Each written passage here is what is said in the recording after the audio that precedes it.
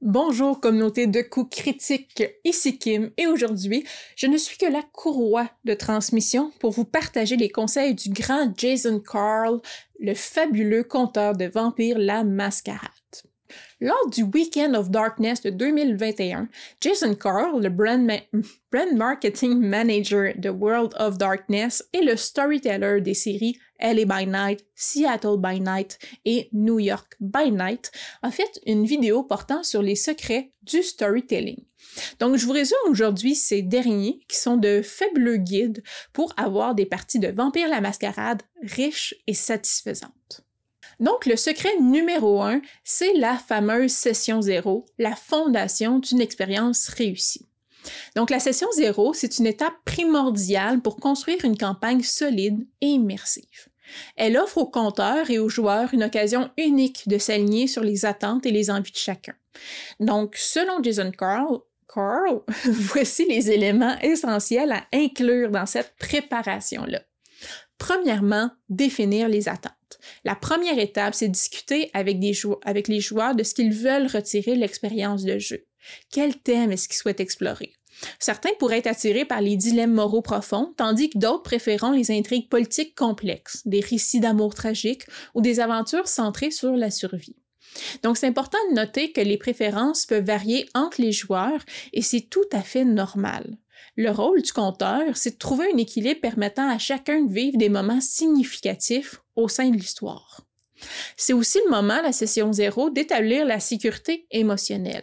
Donc, la création d'un espace de jeu respectueux et sûr est essentielle. Intégrer des outils comme des lines and veils ou d'autres méthodes de sécurité émotionnelle, parfois appelées les considerate play. Ces outils permettent de tracer des limites claires autour des sujets délicats ou inconfortables, assurant une expérience agréable pour tous. La session 0 permet aussi une création collaborative des personnages et des relations. Donc, plutôt que travailler isolément, proposer une création collective des personnages. Ça permet d'établir des liens organiques entre les protagonistes et d'explorer leurs motivations, leurs valeurs et leurs objectifs. De plus, en construisant ensemble une carte des relations, vous créez une toile d'interaction qui servira de base pour les intrigues. Si les joueurs préfèrent garder un certain aspect secret, laissez-les libres de décider ce qu'ils souhaitent partager. Cependant, encouragez une discussion ouverte sur les backgrounds et les ambitions de chacun parce que ça va enrichir l'histoire. Donc, je vous donne quelques exemples ou quelques suggestions de Jason Carl de questions à poser pour la session 0. Donc, pour guider la discussion, vous pouvez poser les questions ouvertes telles que quelle thématique souhaites-tu explorer pendant la campagne? Quel type de conflit ou dilemme intéresse ton personnage? Quel lien ton personnage entretient-il avec les autres? Et as-tu des objectifs ou des valeurs spécifiques que tu aimerais avoir mis de l'avant? Si oui, lesquels? Le secret numéro 2 de Jason Carl, c'est de créer des opportunités pour l'action. Donc, dans le World of Darkness, le conteur, c'est pas un réalisateur, c'est un facilitateur d'histoire.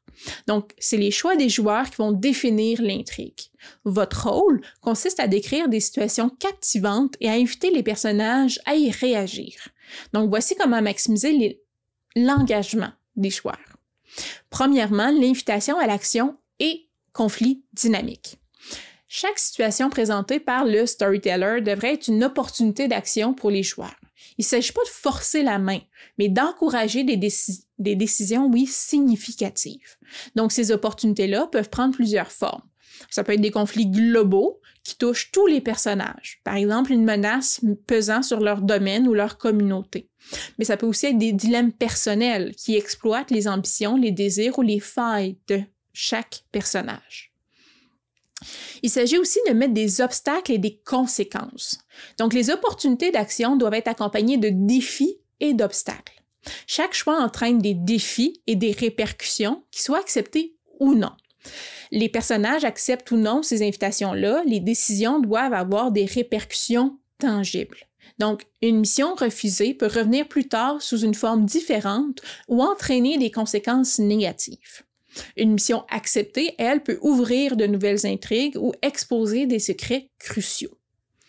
C'est important aussi de garder la flexibilité narrative. Pour garder un rythme fluide, préparez une liste d'opportunités flexibles en lien avec les relations, les ambitions, les touchstones des personnages. Si les joueurs ignorent une piste, vous pouvez en introduire une autre ou adapter la situation en cours avec ces opportunités-là flexibles que vous avez créées. Utilisez aussi la bête comme moteur. Dans Vampire, la bête intérieure des personnages est une source constante de tentation et de conflits. Utilisez la voix de la bête pour pousser les personnages à l'action. Adaptez son ton, ses désirs selon le personnage, ajoutant tentation et dilemme. Verbalisez ses appétits de manière unique pour chacun des personnages en adaptant le ton, la voix à la personnalité de la bête selon la secte ou le joueur et le clan auquel il appartient. La montée des désirs de la bête peut ainsi devenir un moteur d'action confrontant les joueurs à des choix moraux difficiles. Le secret numéro 3 de Jason Carl, c'est les secrets et conséquences. Donc, le World of Darkness, c'est un univers construit sur les secrets et les dilemmes. Le rôle du conteur, c'est de transformer les désirs et les conflits en opportunités narratives. Donc, premièrement, créer des tensions. Les personnages non-joueurs ne sont pas de simples figurants. Ils ont des ambitions, ils ont des conflits personnels qui doivent influencer l'intrigue. Donc, posez-vous les questions suivantes pour approfondir leur motivation. Qu'est-ce que votre personnage non-joueur veut? Est-ce qu'il cherche l'amour, la vengeance, la liberté, le pouvoir? Jusqu'où est-ce qu'ils sont prêts à aller pour atteindre leur objectif? Quelles lignes ne franchiront-ils jamais? Que se passe-t-il s'ils réussissent ou s'ils échouent? Donc, confrontez leurs désirs à ceux des personnages joueurs. Ces interactions-là peuvent révéler des secrets, déclencher des conflits ou créer des alliances inattendues. Cartographiez aussi les choix et les conséquences. Lorsque vous prévoyez une intrigue, créez un arbre de décisions avec des ramifications simples. Si les joueurs acceptent une mission, que se passe-t-il? S'ils refusent, quelles sont les conséquences? Quels secrets ou opportunités peuvent émerger de chacun des choix? Donc, l'objectif, c'est pas de contrôler l'histoire, mais de fournir un cadre flexible pour réagir aux décisions des joueurs sans ralentir le rythme. Avec votre arbre décisionnel, peu importe le choix des joueurs, vous avez une branche à prendre et à la prochaine pause de partie, vous pourrez agrandir cette branche-là pour vous offrir plus d'opportunités par la suite. Utilisez aussi les boons et les échanges. Donc, les boons, qui sont des services dus, varient en valeur et impactent, selon leur nature, mineure ou majeure, et la réputation des parties impliquées. Donc, ils peuvent devenir des outils puissants pour tisser des intrigues complexes. Le secret numéro 4 de Jason Carl, c'est d'offrir aux joueurs ce qu'ils veulent, mais pas sans profondeur. Donc, le rôle du conteur, c'est de soutenir les joueurs tout en enrichissant l'histoire avec des complications inattendues. Ça signifie que les personnages peuvent atteindre leur objectif, mais pas sans conséquences. Donc, les victoires doivent être nuancées. Lorsque les joueurs obtiennent ce qu'ils désirent, ça ouvre de nouvelles portes narratives. Donc, quels secrets ou conflits surgissent en conséquence à cette victoire-là? Le succès satisfait-il vraiment les personnages ou est-ce qu'il révèle de nouvelles failles et de nouveaux besoins? L'objectif, c'est pas de rendre les joueurs misérables, mais c'est de créer une expérience riche en émotions et en découvertes. Permettez aussi et mettez en place des réflexions post-session. Prenez un moment après chaque partie pour recueillir les retours des joueurs. Est-ce qu'ils ont aimé les thèmes abordés? Est-ce qu'ils souhaitent ajuster les convictions ou les ambitions de leur propre personnage? Quels éléments est-ce qu'ils aimeraient explorer davantage? Donc, cette démarche-là permet d'ajuster l'histoire en fonction des envies des joueurs et d'assurer leur engagement. Utilisez aussi les moments entre les parties. Donc, ces périodes entre les sessions, utilisez-les pour développer des intrigues secondaires ou avancer des projets personnels des personnages.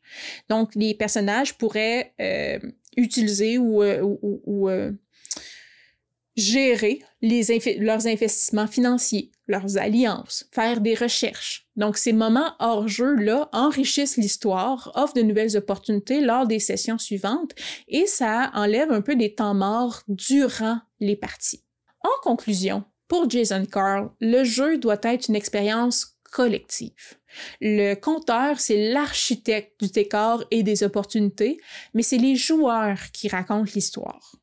En suivant ces principes-là, vous créerez une campagne mémorable où chaque nuit va être remplie de choix difficiles, de secrets dévoilés et de conséquences inoubliables. Je vous laisse ou je termine cette vidéo-là avec 2 citations de Jason Carl qui résument très bien sa vision en tant que conteur. Premièrement, on sait où chaque nuit commence, jamais où elle finit.